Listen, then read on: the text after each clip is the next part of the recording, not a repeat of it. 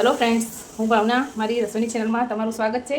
આજે હું તમારી સાથે દૂધીમાંથી બનતા લાઈવ ઢોકળાની રેસીપી શેર કરવા જઈ રહી છું। તો ચાલો આપણે રેસીપીની શરૂઆત કરીએ। એક વાટકી બેસન લઈ લઈશું, એને ચાળી લઈએ। 1 કપ ચણાનો લોટ લીધો છે અને અડધો કપ આપણે ચોખાનો લોટ લઈ લઈશું। એમાં અડધો કપ સોજી ઉમેરી દઈએ। હવે બંનેને સરસ ચાળી લઈએ।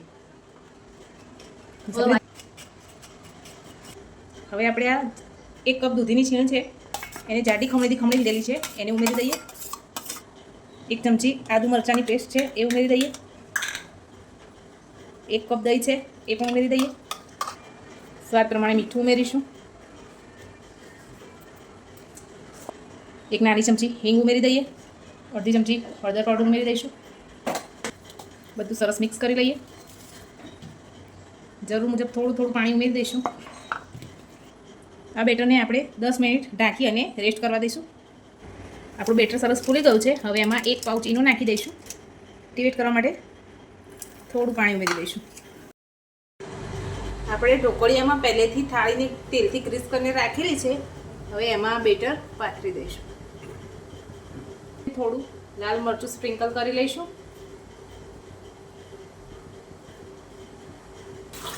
હવે એને ઢાંકીને 10 થી 15 મિનિટ સુધી હાઈ ગેસની ફ્લેમ ઉપર બાફી દેવા દઈશું। આપણા લાઈવ ઢોકળા બનીને તૈયાર છે। હવે ઉપરથી એમાં શીંગતેલ ઉમેરીશું તો ઢોકળાની શાઇનિંગ પણ એકદમ સરસ આવશે અને ટેસ્ટ પણ લાઈવ ઢોકળામાં શીંગતેલનો બહુ સરસ આવશે। હવે એના પીસ કરી લઈએ। આ રીતે ઢોકળાના પીસ કરી લઈશું। ઘરમાં નાના મોટા સૌને ભાવે એવા દૂધીના લાઈવ ઢોકળા બનીને તૈયાર છે।